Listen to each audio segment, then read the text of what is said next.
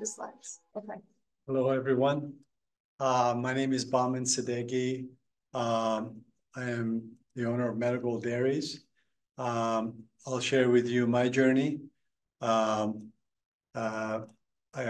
started out with the ambition and goals of going to medical school, studied biochemistry, but I got more interested in business. And in my senior year, I opened up a dry cleaning store. And how that happened was my parents were in the dry cleaning business. When they immigrated from Iran, that's how that was their start and how they put us through school.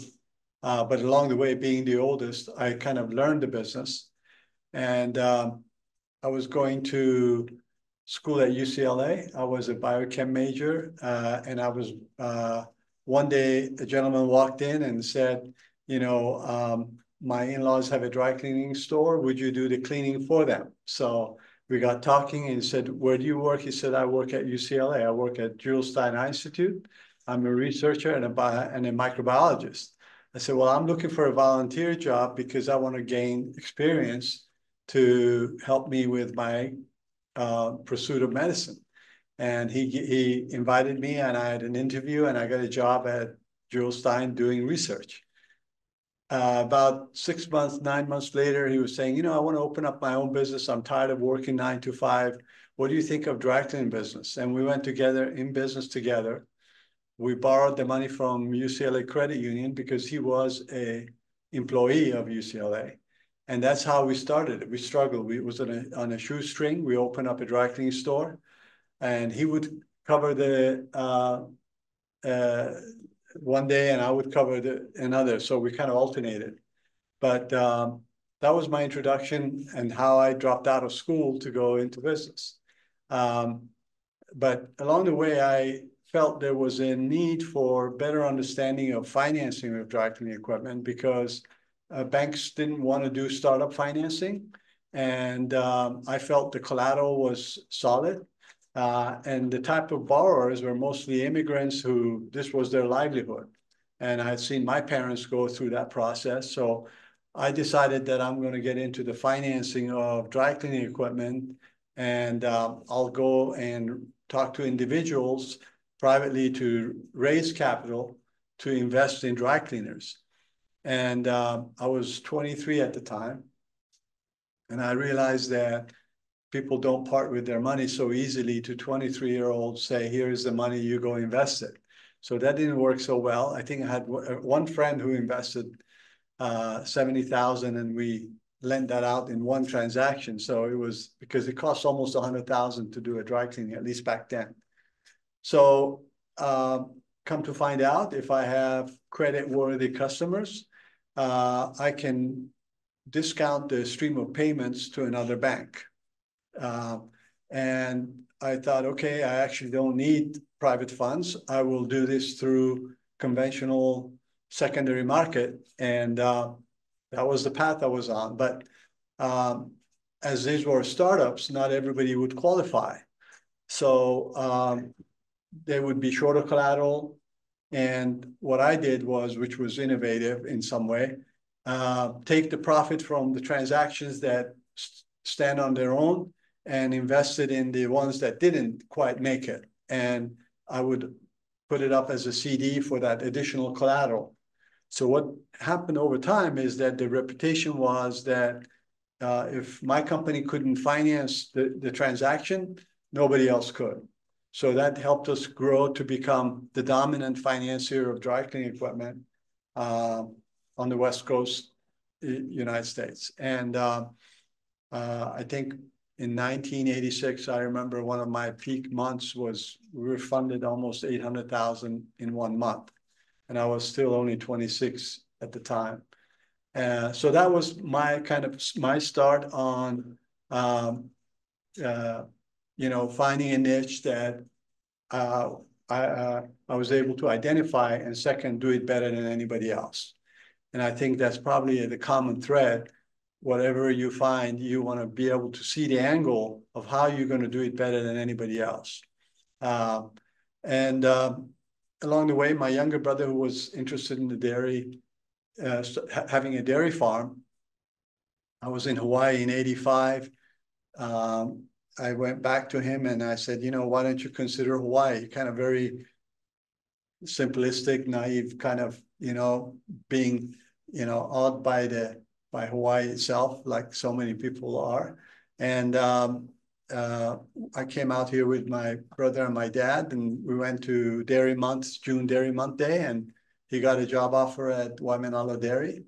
And that's what brought us to Hawaii. And my intention was just to help him get in the business. And I did.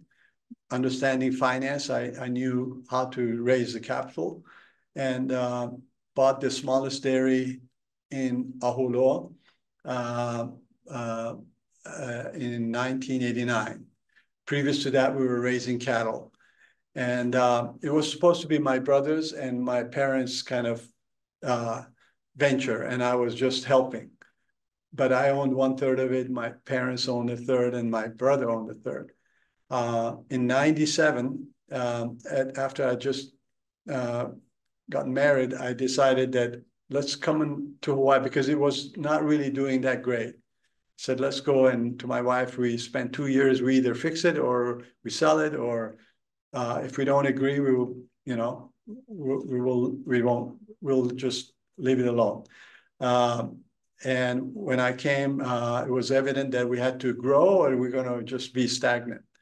And was able to secure 2,500 acres of abandoned sugarcane land in O'Okala, and went about to build a new dairy there. Along the way, at that time, we had 16 dairies. My dairy continued to grow because, one, we were pasture-based. Secondly, I was growing local feed. Again, finding an angle there, you feel you can have an edge over, not competition because it wasn't really competitive, the dairy industry, but how you can compete in survival. The dairy grew to be one of only 2 dairies and the largest dairy. I sold the dairy in 2011. But in 2002, I had a dilemma. How do I grow the dairy and get my milk to where the market is, which is Oahu? I had no knowledge of logistics or transportation, but I knew that that's the only way I could grow. So I started to set out to kind of talk to different people and learn and understand what I didn't know. And I thought, okay, I'll just go and build one tank with different manufacturers, and along the way, make my mistakes and figure it out. And I ended up in South Africa, where I built these tanks, because in the US, they weren't making it. In Europe, they were not competitive.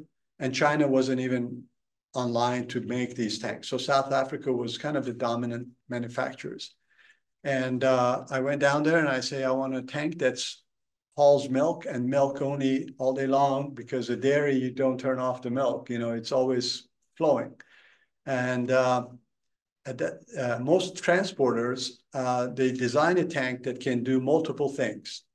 They want to carry hazardous cargo, even if it's food grades like spirits, alcohol, or orange oil, those are considered hazardous.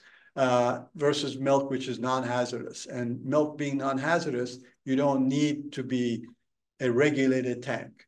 So I said, well, let's build a tank that gives me these features, maximum payload, best temperature performance, and sanitary fittings, etc.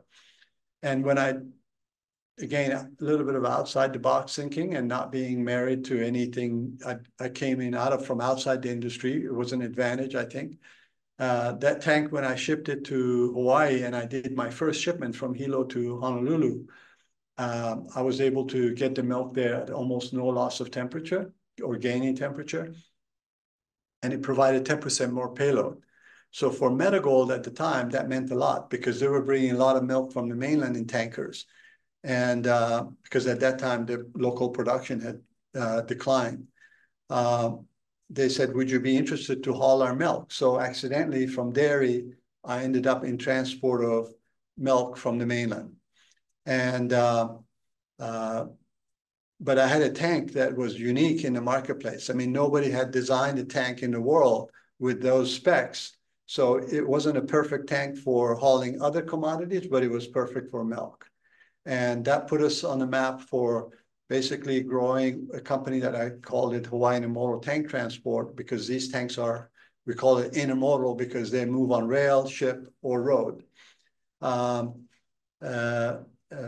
It grew to be one of the largest tank operators in perishable, temperature-sensitive products.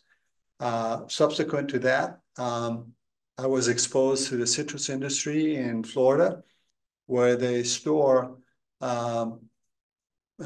juice in tanks for 2 years, because citrus is very seasonal. Oranges, they grow, you pick them 4 months and process them 4 months, and the beginning of the season and the end of the season are very different flavor profile.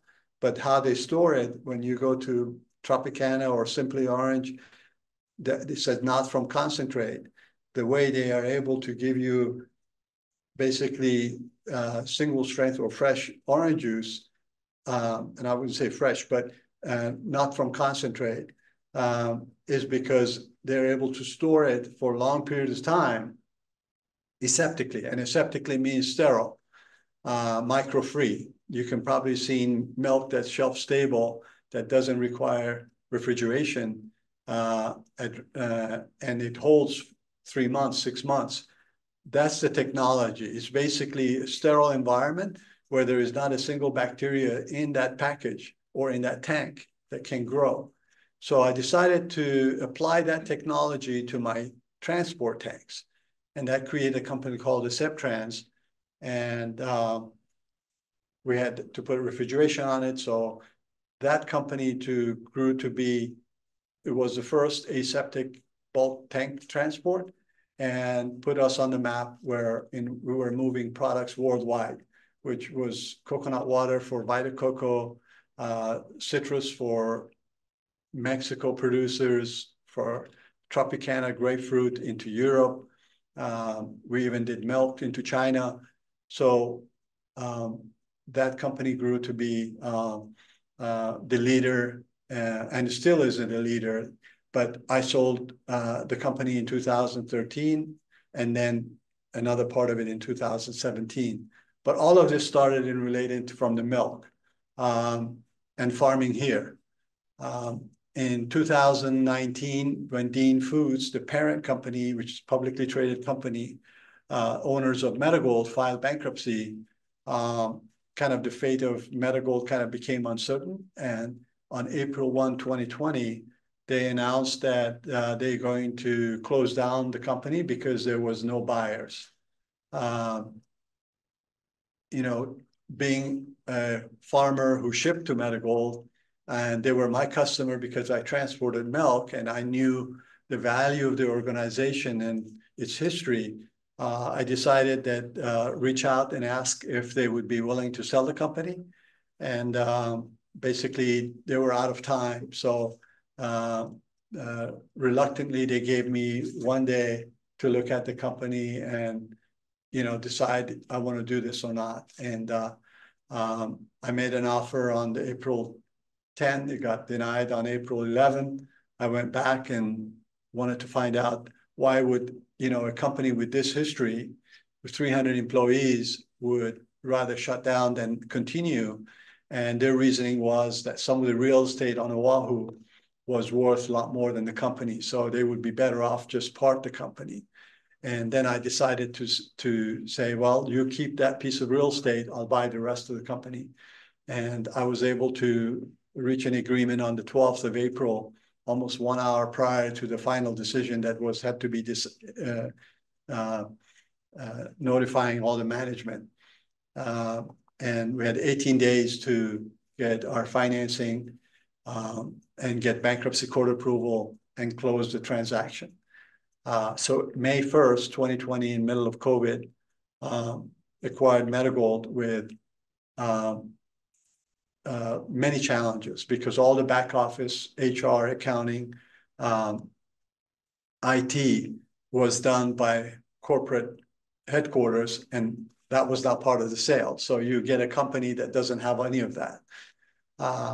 So needless to say, it was a very tough transition, but that's almost 4 years ago. Along the way, we found a new home on Oahu in Waipahu, and that's where today our warehouse is. And a year later, acquired Palama Meat, which is an H&W, which is a meat processing and food service distribution that had facility that had excess capacity on processing, which allowed us to build another plant and replace what Oahu we lost in Sheridan Street, a new plant that's under construction. The ice cream is up and running, but the fluid is probably a couple months away. And we will also do culture, which is yogurt, sour cream, buttermilk. But along the way, making full circles back to dairying, Meadow Gold without local milk doesn't make sense. So I set out to figure out, okay, I need to get back into the farming. And I bought some ground that I previously owned, Pepecure, where I grew the feed, because feed is, so without local feed, local dairying doesn't make sense. You can't bring in feed from the mainland to feed cows and make milk. I mean, so we have to grow the feed. And that's the part that the dairy industry kind of didn't invest in, because it was just so easy to bring in containers of feed. But that cost kept going up to a point where now it didn't make sense anymore. And that's how we really lost our dairy industry. Along as well, the probably next generation maybe that was not interested in, et cetera. So the focus has been growing local feed, whether it's pasture or commodities like Sudan sorghum, alfalfa, corn. Today, we have 4 farms, and Pawilo Mauka, where it's 5,500 acres, which is mostly beef operation, because beef is also a byproduct of dairy. All the bull calves, the cull cows, we put them on pasture. And then in Kohala, Cloverleaf Dairy, which is not part of the company, we produce, it's the last remaining dairy.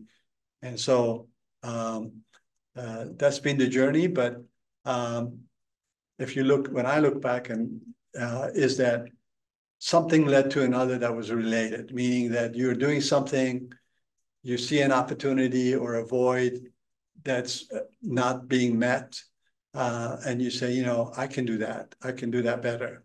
And one thing has led to another, and that's kind of been the journey that, you know, ironic that, you know, I used to sell milk to Meadow Gold. I used to be, I'll tell you another story. I used to deliver the milk to myself to the plant. One day our driver didn't show up, and my brother said, you know, you got to, and he was my younger brother, by the way. He told me, you're going to deliver the milk today. I said, well, I don't know how to drive a tractor. He says, I'm going to show you today, and from next, it's every other day. Next delivery, you're going to do it. So he put me in a driver's seat, and we drove to Excelsior Dairy, which this was before Meadow Gold plant was even built. And he taught me how to drive a tractor. And from there on, I delivered the milk for 2 years myself into the plant at Meadow Gold. And whenever I would show up, they say, oh, you stay out there because you got your boots on. They didn't want me in the plant. And, you know, looking back now, I mean, I would never have dreamt that I would be able to acquire a company like Meadow Gold, but anything is possible. I'm happy to answer any question. That's kind of my journey. And again, what's interesting is that we don't know what's in tomorrow. You know, another opportunity may present itself, and that's the beauty of, in my opinion, life and all that it presents.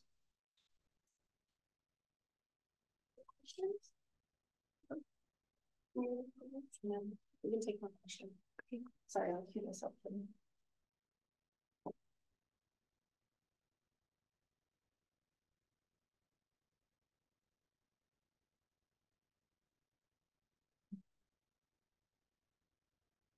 We know when I'm good.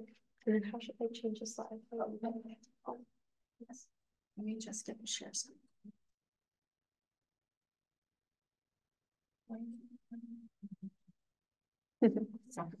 All good. Okay. Aloha, everyone. My name is Kimia. I'm his daughter. And so my journey starts kind of being born here in Waimea. At the time, my dad was dairy farming, and honestly, just seeing how much he enjoyed what he did and how passionate he was about his work and all these ideas that he was having in my early childhood. The first dream job I ever had was to succeed him in his dairy farm. And looking back, that was kind of a wild dream to have. You can stand back a little bit. Okay. Sorry. Oh, sorry. Forgot his camera too. Looking back, it was very naive to just think that I wanted to go into dairy farming without knowing anything about dairy farming. But it's funny how that eventually comes full circle, that I am actually, in fact, in the dairy industry. And so when he sold his dairy farm, I was still quite young, and I remember feeling like my dreams are crushed. So it's just funny that I can be here today. But I was always intrigued by business and entrepreneurship. I feel like I don't know if it was nature or nurture, whether it was really in me or if I just watched by example what entrepreneurship was. But from early childhood days, you know, as early as elementary school, I was definitely very into the idea of business. Whenever we had projects or business competitions at young ages, I really enjoyed that stuff. And so when I was when I was looking at colleges, I was really looking at schools with really good entrepreneurship programs. I ended up going to Babson College. But honestly, just looking at the programs you have here, I just felt like I was back in school, you know, the summer venture programs and the access to professionals. Like, these were all things that really made college a really great time to start a business. That's actually, in fact, what I ended up doing. And so, well, I should go back a little bit. The summer before I went to college, I actually interned at Meadow Gold before I knew I would ever be involved with Meadow Gold. And I remember thinking to myself, you know, they have all these really successful drinks like Pog, which most of us are drinking here today. And I was wondering why Meadow Gold never tried to either evolve the drink into something more natural and more healthy, because that's where the trend was going with juice and food products in general. And I was also wondering why they weren't trying to sell more on the mainland, because a lot of visitors or a lot of people from Hawaii who moved to the mainland were asking for Pog and similar products, strawberry guava, pineapple, mango, all these unique flavors to Hawaii. So I ended up going home that, I think after my internship, I went to my dad and was telling him that Meadow Gold wasn't doing these things. And he encouraged me to just, why don't I do something about it? So my first semester college, I was talking to my professors. I was trying to learn about the resources on campus. Some of you might be doing that yourselves, but I was really assessing, do I have a business idea? And if so, how do I go about it? And so I launched my first venture, Luana, which is a line of Hawaiian-inspired drinks. And I can just tell you, I mean, I thought I never realized how many steps there are to launching a business. It took me just a year to formulate and develop my packaging for one single product, because there's just, the first time you do anything, it's really, really hard because you don't know what you don't know. And so but I spent almost 4 years in college working on that, and I'll go more into that later. But shortly after graduating, so his story about Meadow Gold started April 2020. I graduated college May of 2020. So just as I was about to graduate, I was trying to decide, do I keep doing my own business or do I try something else and get experience somewhere else? And I was on the phone with him, and he was telling me about his crazy idea to buy Meadow Gold. And at the time, I was just so unsure about whether that was going to survive or not. So it really didn't affect me until months later. I saw that it was still going and there was still a lot of work to be done, but I was intrigued by Meadow Gold. So I ended up coming to Hawaii to check it out, to see what he was doing and what it was like here. And once I met the employees here and got to see all the facilities, the plant here in Hilo, things like that, it really inspired me to consider joining the now family business, especially because it was a learning opportunity for me and a great opportunity in general. Everything I was doing in my business, Meadow Gold was like 100 times bigger than that. So to me, I could execute on opportunities in a way that I couldn't have doing my own venture. Although doing that venture, it really allowed me to get into the family business and actually have some idea about what I was doing and some skills. So I wanted to go, oops. Did I do that right? Oh, there we go, got it. So this is Luana. Those are the 3 SKUs that I ended up developing. And that's me doing a pitch competition there. But it really gave me, like I said, hands-on experience with every aspect of the business, from purchasing. I'll never forget this story. When I was doing my first production, they asked me for a PO, which is a purchase order, and I had no idea what they were talking about. And I went online and found templates and something so basic. Like I hear that word almost every day now in my work. It's not something you cover in a class. It's something that you learn with experience. And so it's things like that, where every aspect of the business, from accounting to marketing to sales, you just get exposed to so much when you're starting your own venture. Yeah, so top lesson learned: the first time you do anything, it's really hard and you might fail and you don't know what you don't know. And that's all okay, you know. I can say that my venture didn't really succeed, or I decided that I didn't want to keep moving forward with it, that it was a great chapter, but I wanted to try something else. But I wouldn't take back those years of working on it for anything, because there were so many lessons learned that were applicable and part of my story later. And yeah, as an entrepreneur, if there's one skill that you have to have, it's being able to do things without a rule book, without someone explaining to you exactly how to do it. Still seeking advice. You should seek all the advice that you can, but you almost have to piece things together, and you're operating in a void. Kind of like my dad said, you're identifying a need that no one else has served. Therefore, no one can tell you exactly how to do it. And you have to just be really comfortable with that uncertainty and that ambiguity. This is more lessons learned. I won't try to hit every single one. If you want to take a picture of it, go for it. But one of the things I struggled with in the early days, the first year that I had the venture, was because my school was always teaching me, like, do your market research. And I think that's great. But sometimes I was torn because, one, different people say different things. So you almost have to just pick your customer and go for it, and not keep trying to straddle, trying to please everyone. And also knowing that when you do your market research, you still have to stay true to the original vision that you had. And I really like this quote. I can't remember who it was by, but if they asked people what they wanted, they would have said faster horses. What is that? Henry Ford, I think. It's things like that you sometimes, as an entrepreneur, see things that other people don't. But market research is still important. You don't know what you don't know. Ideas don't have to be completely novel. I mean, it's really about doing something better sometimes than someone else does it. Sometimes with Luana, it was about bringing a product or a flavor profile that worked in one place and believing it'll work other places.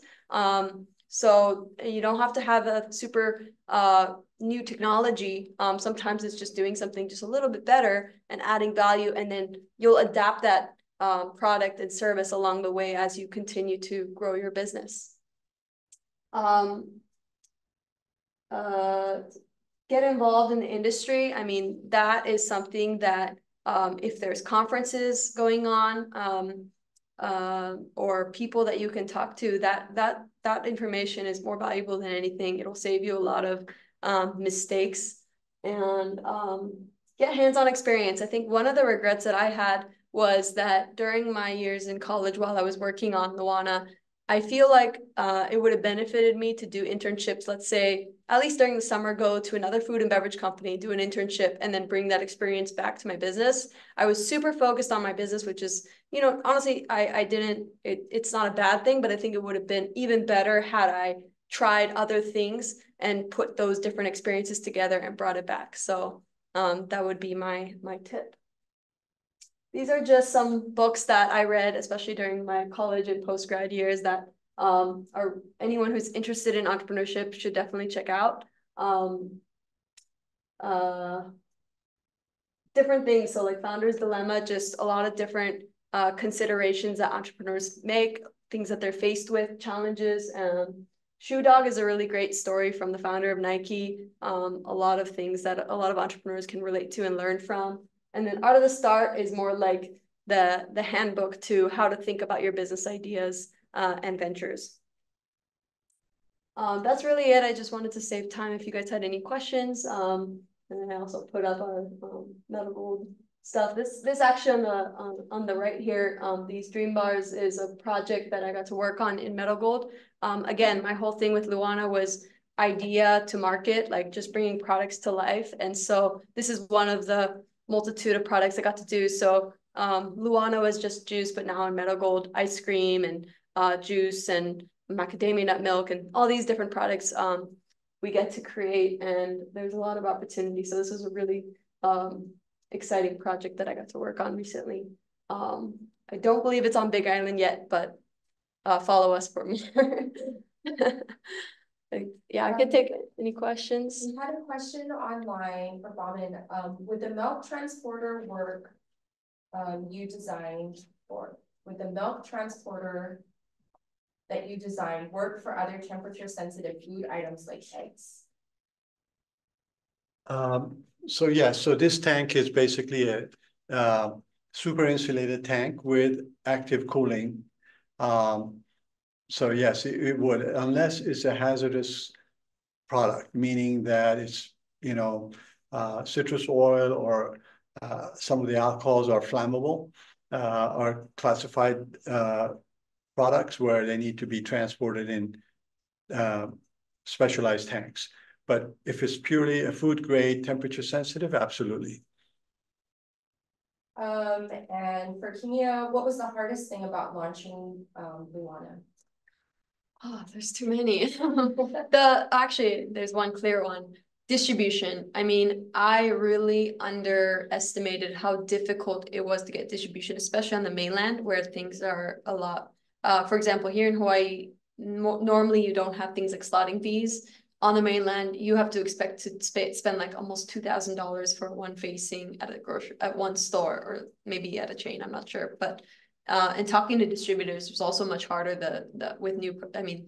The distribution side was a lot more challenging, and so I could make it work on small scale in terms of selling to students or selling to small independent stores, but getting it to mainstream markets, which was what I was imagining, with no experience on my side, was very hard. Now, being on the flip side, Meadow Gold is a distributor as well. I see where they were coming from with all their questions, all their expectations. But at the time, without that experience, I was kind of blindsided by it. So it was very challenging. Any questions in person? If not, I'll keep going. No? Okay. Wonderful story and great advice to utilize internships while in college. If there was a business that you could have worked an internship for, where would it have been? At the time, I don't have one that immediately comes to mind. I think I wouldn't have done a startup. I think I would have gone for a bigger, more established, I don't know, off the top of my head, maybe like Procter & Gamble or something like that. But honestly, as a student, you end up going like where, you know, you have maybe recent grads that are in the food and beverage space. I would have targeted those companies because as an intern, you would have probably been better going with a connection or with some help on the inside. I guess to both of you, what advice would you give the students if they have an idea or are trying to figure out what to do next? My advice is go for it, because if you have an idea, that if you don't act on it, then, you know, it was just an idea. It's all about execution. I mean, there's plenty of good ideas out there, but until you act on it, it doesn't do anything. So even if you fail, you're going to learn from that process. And you can always look back and say, oh, if I had done that, you know, you wonder. So I think that I'd rather try and fail than fail to try. So, but having said that, you know, taking it from that idea to execution, there's a lot of steps in between, and you want to do it in a way where you maximize your chances of success. Yeah, from my end, I think start small, start lean. I think sometimes at least I think I was very ambitious at the time. I just thought, you know, I wanted to go mainstream, like to the markets ASAP, and really I wish or maybe I don't wish this, but I think I see successful ideas are always proven at a smaller scale before they try to jump the gun and go big. You also save less money, your mistakes are less costly, you have more proof of concept, people are more willing to partner with you as they see you're slowly building. So it doesn't take a lot to start on a small scale. And like my dad's shared, you should just go for it, and it requires some confidence in the problem you're identifying, you're trying to serve. So any question from people in here? I guess maybe something coming about. I was thinking about vertical integration and horizontal integration. And like it seems like you like started with the shipping container idea and then kind of moved to what was being shipped in the container and dairy and the farm and all that. And then you're kind of taking, you know, resource and expanding into a lot of different product lines. On the other side, where are you guys planning to go? You know, are there still a lot of ideas that you're looking at nurturing into new products or integrating your industry further? I think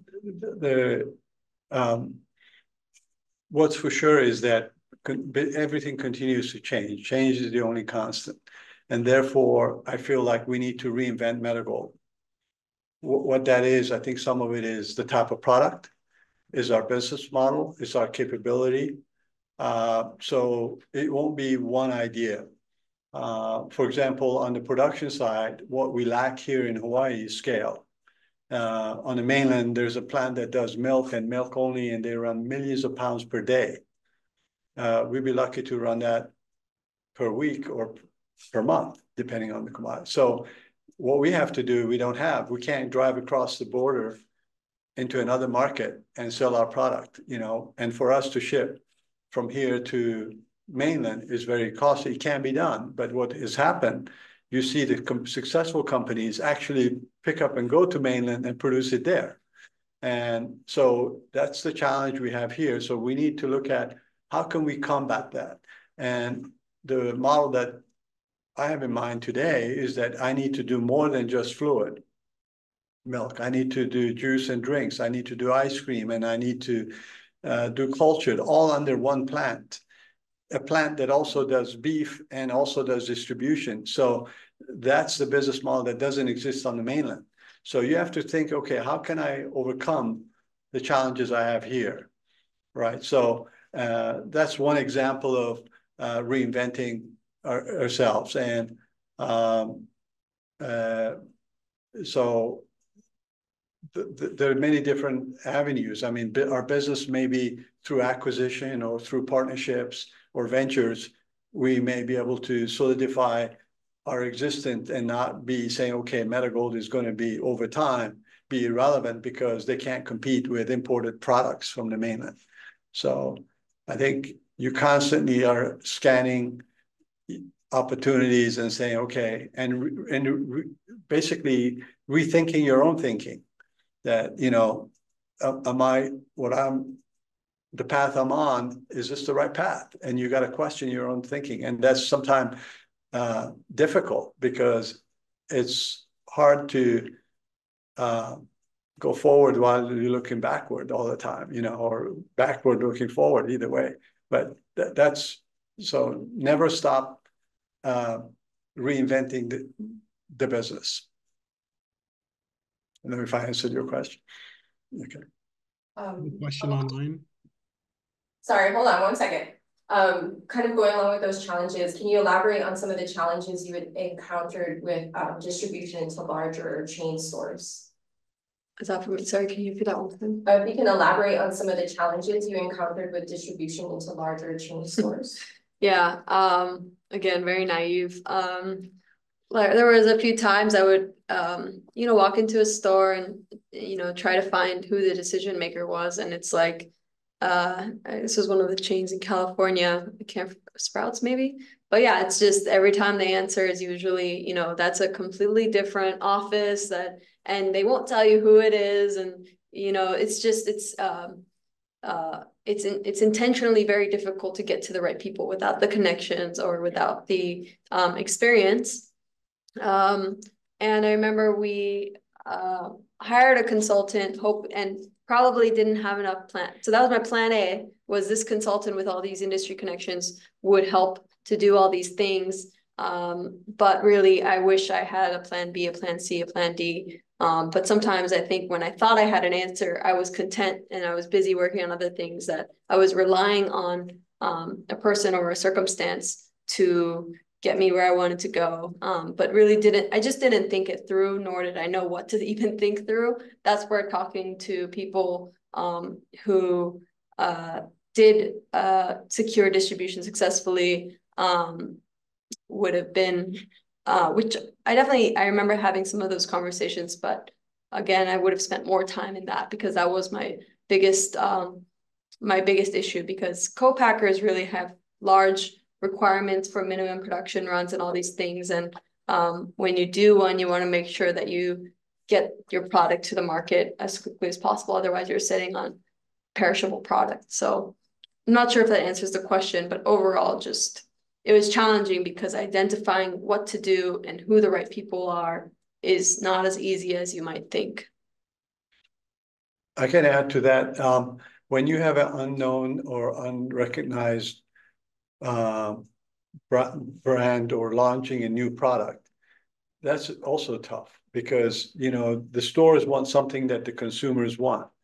If there is no buyers for that product, that's going to take up shelf space on a store that they could be moving something else. So you're automatically at a disadvantage as a new launch, a new product.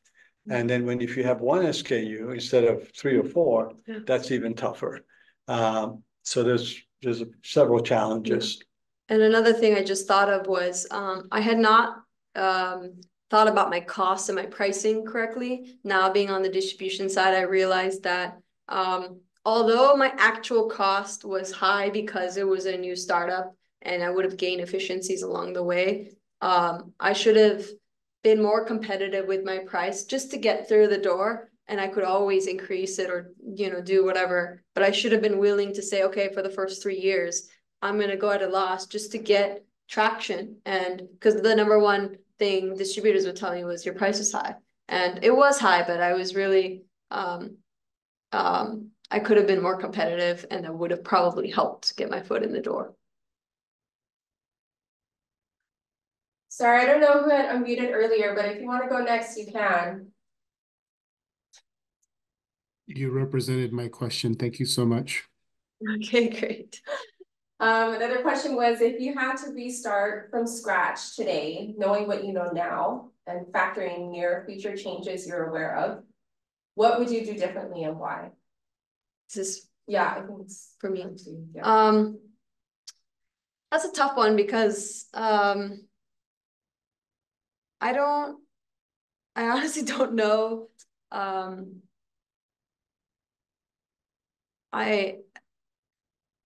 I know so much now about, I like Meadow Gold because it has that vertical integration like we talked about, where you have control over the production for some of the items that we make here. You have the distribution, we have relationships with the stores. I think my experience doing Luana was really, I learned a lot about the product development side.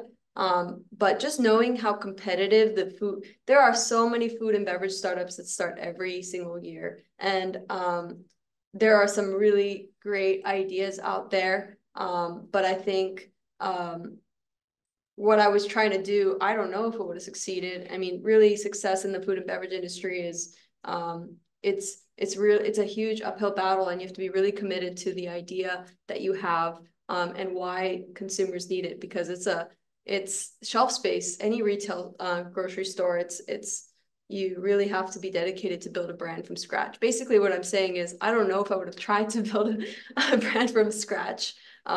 It's tough, but I wouldn't take it back. I also wouldn't redo it in a way. I would have tried. I had other ideas too in college that I was simultaneously working on. So I would have always done a venture of some sort, but I don't know if that one was a winner. Being perfectly honest. Any questions you have? Yeah, how long did you run Luana for? About 3.5 years. Yeah, the senior year when I was considering getting a job, and I didn't touch on this during the presentation, but shortly after graduating, I ended up doing an apprenticeship for venture capital just to get exposure to different industries and learn more about many different ventures at once. So. You guys have any questions? Okay, we'll keep going. Where, for both of you, where do you get your drive to keep pushing forward? What motivates you to continue looking for problems to solve? I think when you're working on an important problem or important goal, it's easy to keep going. I consider my mission is to reviving Hawaii's dairy industry. When I think about that, potentially Hawaii would have been the only state without a dairy industry.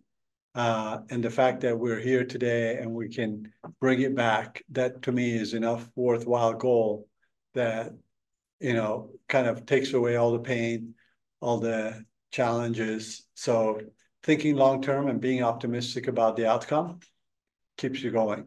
If you don't have those two things, it's tough. Yeah, my answer is similar in a way. It's about vision. It's about knowing that you're working on something that is impactful. For example, Meadow Gold definitely has its challenges, but I see what the brand means to employees, to customers, to the community. And in my case, unlike a venture, it feels like there's more legacy attached to it, and that legacy and what it could be is what keeps me going. And I think knowing that change is inevitable, like every business, whether it's been around for 1 year or 125 years, it's going to need change. You know that when things don't feel great or when things aren't going well, you know, that's just today. Tomorrow will be different. And so you just keep going. And so, yeah. A follow-up to that, I guess, was all the traveling and grinding through the struggle worth it? Absolutely. Yeah. I wouldn't want to do anything else. The alternative might be sitting at home and, you know, that would be pretty dull.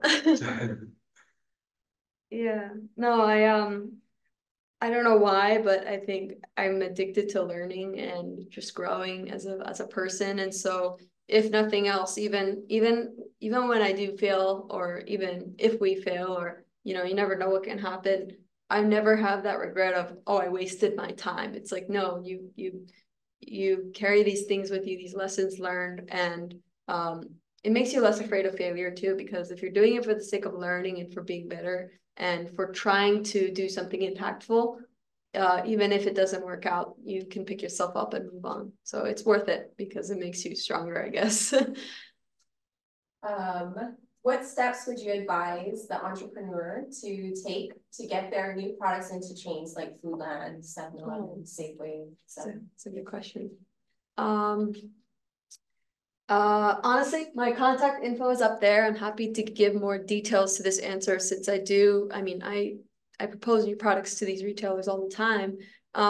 But in Hawaii, your advantage is that the retailers are a lot nicer, a lot more friendly, a lot more open to helping local people, especially young people, or start their ideas. I would say always have some proof of concept. So whether it's like have traction at the farmer's market. You know, I don't know if heard of Uncle's Ice Cream, but they're like this mom and pop ice cream sandwich that started 10 years ago. They were only selling in the farmer's market. And I asked them the other day, I'm like, how did you get into Foodland? They found him because his product was good. And so, and just building relationships, even if it's not directly with the retailer, someone might know that decision maker, especially in Hawaii. So really just try to get proof of concept at a smaller scale before trying to go big. And then when you are ready to go bigger, you should get feedback on your idea, ask what information the store needs. Every retailer is different. You need all kinds of specs, for example, like dimensions of your case of product and how many in that case and things that you just don't know until you hear it for the first time. And then after that, it's easy, but you got to know what you don't know. And so what are those expectations for going to market? That's why my email is up there. So if you guys do want to ask more specifics, happy to advise on that. I would add that if you produce something premium and quality, and that's the direction to go, or try to always do it well. I think that's what the consumer wants. Yeah. So if you can pursue a quality premium product, I think you will succeed, provided the price point is not, it's in range.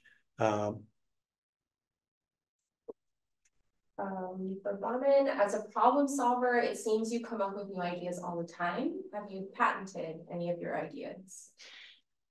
I had a provisional patent on one technology that we never, still, we haven't taken it to commercialize it. But most of my business models were such that I felt like, if you need a patent to protect your technology, then that's not good enough. I know that in IT and some industry technology, you need that. But in what I did, I felt like I could build something that I didn't need patent to protect it. Most of the time, it was something that was difficult to do. I mean, I'm attracted to something that's difficult. So, so no, the answer is really patents haven't been the focus of protecting our business, but other ways that you can do it in a way where most companies don't want to do it. Any other questions in person? No? Well, I have just, I'm intrigued, so I got the shipping to home, and one product that I ordered that I'm familiar with from being back from Illinois, they didn't have it, so they substituted it with Meadow Gold. So I had a chance to try it, and I hadn't opened up a carton since maybe grade school. And I noticed that that's unique packaging on the market today. What kind of keeps that going for you guys? So this thing, the half gallons, how some of them have a fitment. Oh yeah. Why don't we have a fitment? Sorry. So this plant here was built in 1987. I toured it in 1985 when it was being built. And the same equipment that's in there now was being put in back then. So that's one of the downfalls, when you inherit a company, if they have not invested in technology, that's what you have. So the new plant in Kapolei is completely the opposite because it's being built now. It's completely different. And so there's no excuse for it. It's just that it blows me away why it hasn't been done. But we haven't been able to take the plant down because that was the only plant. If we take one machine out, we have nothing to run. In other words, we can't even change out equipment. So that's our excuse. But the new plant will have fitment, and so yeah. Absolutely, you have to invest. I mean, the market is always moving, right? So if you don't keep up with what the consumer preferences are, again, you're working your way out of towards obsolescence. Okay, last question, then we're gonna close. What are you most excited about for the upcoming year? The new plant in Kapolei. You know, new production capability, bringing back yogurt production with local flavors, local production of sour cream. Yeah. With that, since I'm more on the new product and sales side, having having more of our products made locally gives us, so for example, Meadow Gold, the old owners stopped making ice cream locally in about the 90s, and right now it's being packaged by someone else and brought in, and so this new plant is also an ice cream plant where we get to start locally producing our ice cream again. And the reason that's so important is because now instead of being told these are the flavors that we make and you can choose from this, we can go in and innovate. So we can do premium ice cream, we can do local flavors, there's just so much opportunity for product development and meeting the market where they're at, and being quicker to market too. And that's the beauty of the vertical integration, right? So it's like you have it's more work, of course. There's now you have to take on another set of responsibilities, but it allows us to innovate. And so I'm thinking this is going to be a year of extreme innovation, a lot of new product offerings. I'm just excited about that. Well, thank you guys so much for joining us. Everybody on Zoom, we're so happy you could be here. We're going to close the program for tonight because we got a jet, but we really appreciate you guys being here and joining us. If you have any questions, feel free to contact us. You can contact Kimia. We also sent out some emails earlier, so you can contact us there too. But thank you so much and have a great evening. Thank you.